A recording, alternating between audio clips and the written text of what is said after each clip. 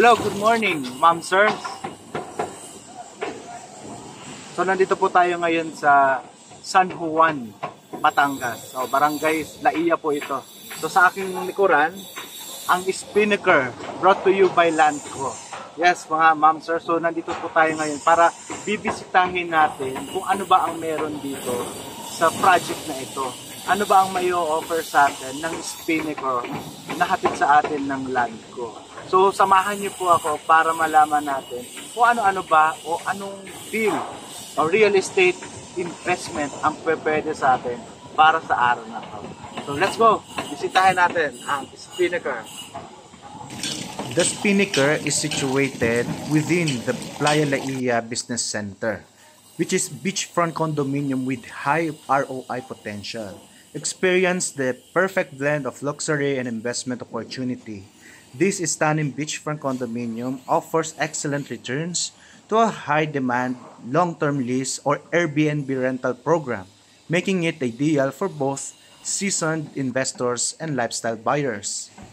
Key features: beachfront living, extensive perks, sustainability, accessibility, optional leaseback program, Club Laia amenities. So, totoo po yung sinabi nila. Within 30 steps, at least ako, 30 steps, nasa dagat na ang Spinnaker. Yan. So, konting lakad mo lang, wala po tayong makikita niyan dito sa Batangas na condominium beachfront, 30 steps lang, nandito na kagad tayo sa dagat. Isang commercial area na malapit lang sa dagat. So, akala nyo ba nasa Boracay ako? Nagkakamali kayo. So, nandito lang ako sa San Juan, Batangas. Yan, dito yan sa Laia, Batangas. So, andito tayo ngayon sa Playa Laia kung saan meron tinatayong beachfront condominium development kung saan 30 steps lang makikita na natin kagad nakatayo ang ginagawang ongoing Construction ng building ng The Spinnaker. Yan. So, kitang-kita, napakalapit lang po sa dagat o seashore. So, sa akin mula sa inuupuan hanggang doon, 30 minutes. Napakalapit. At mind you, so makikita nyo dito, legit po ito na white sand. Yan. So, meron pong white sand dito sa Batangas. Ito po yan. Po na paglalakad sa ibang parte, black sand na po. Dito po sa tapat ng Landco, ng Spinnaker o Club Laia, ay ating po, we have a white sand! Woo-hoo!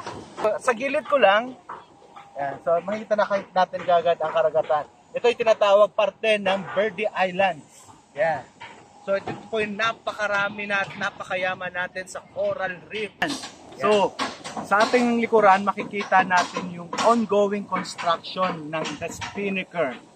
Yan. So, nasa halos ika-7 o ika-8 palapag na po ito ng ating condominium. So, dito rin sa gawing kaliwa, o gitna ako, sa likuran ko lang, ito naman yung ating clubhouse dito. So, meron dyan existing na restaurant na pwede tayong kumain o mag-order at gusto natin kainin. At nandito na din po ang ating infinity pool. Yan, infinity pool.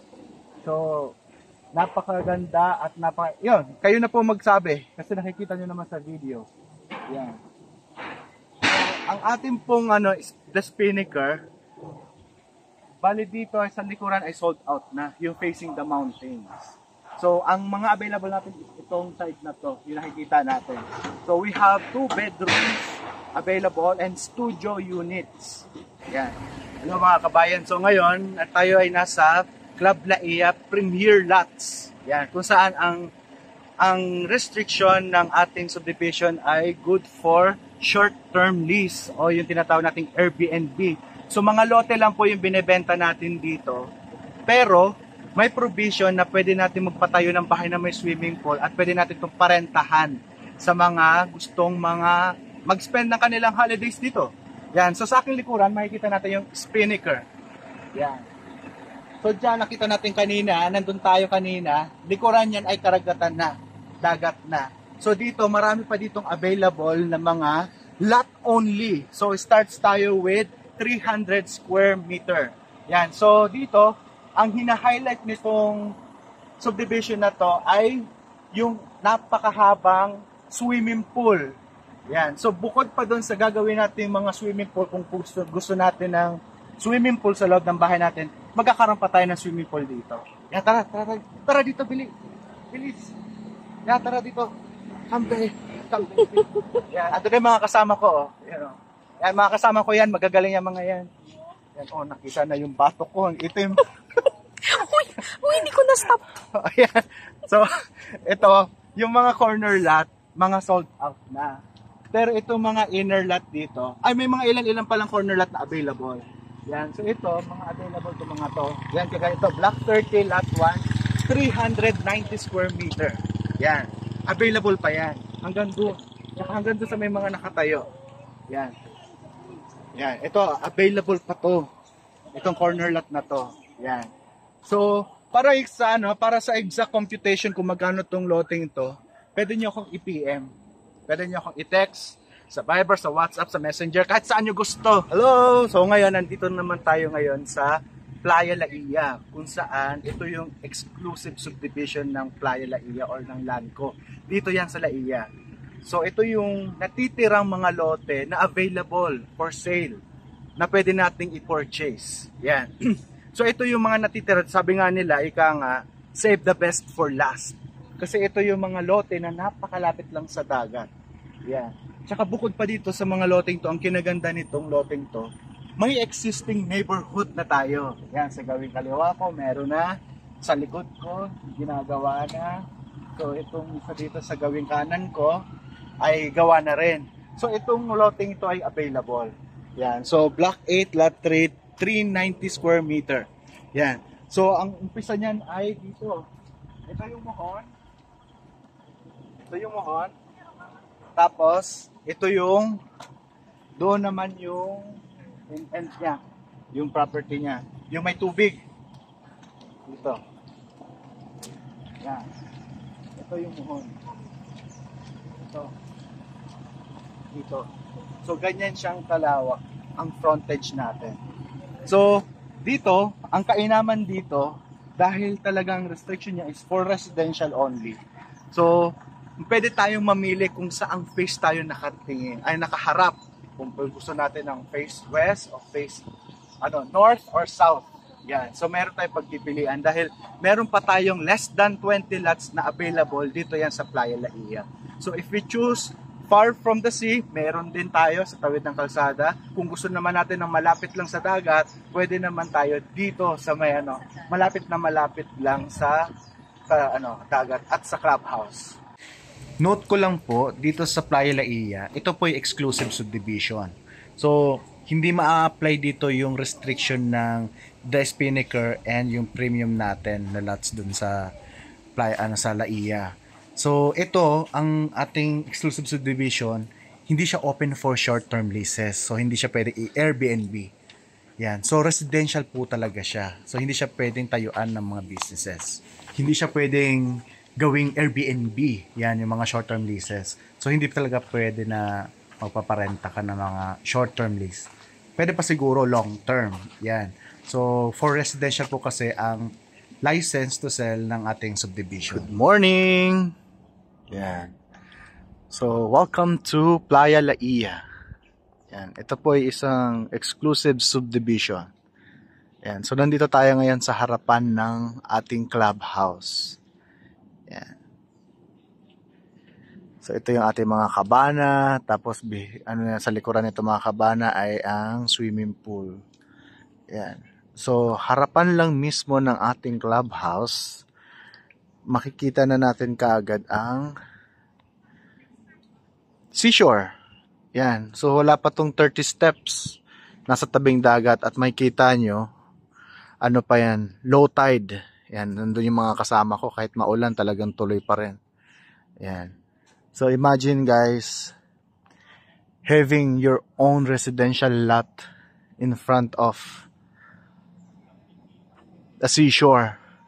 Para kayong nasa island living all year round. Feels like summer. Yan. So nandito lang po yan sa Playa Laia. Yan. So sa mga nagtatanong po, meron po tayong mga natitira na lang ng mga lot only dito yan sa Playa Laia. Yan. So it happened to be right next to that block. Sa dulong-dulong nito. Yun yung pinakamalapit sa ito po, ito makikita nyo sa ating screen. Share ko yung picture. Yan, ito po. So nandito tayo ngayon sa clubhouse. Yan. Yan. Sige.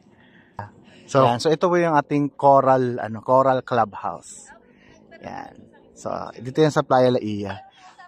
So dito lang yan. So isang move ko lang ng camera, karagatan kagad. Yan. Karagatan, dagat kagad. Yan. So residential lot, and it's up to us kung kailan natin papatayuan ng bahay. And magdidepende ang bahay sa gusto natin. Yan. We have the free to choose kung anong gusto nating design ng bahay. Basta pasok sa mga modern houses natin dito. Yan. So ito yung karagatan ng Verde Islands. Yan. So rich in marine life biodiversity. Coral reefs, tapos iba't ibang uri ng isda. Yan. So ito. So this is 128 hectares na residential lots. At meron na lang pong natitira na mga around 15 lots available na natitira. Yan. Baka isa na po tayo sa hinihintay ng mga lote dito. Lote lang po dito lote lang. Wala po ditong house and lot. Tayo na po yung magpapatayo ng kanya-kanya nating bahay. So ngayon po, nakagaya na nakikita nyo, this is very realistic.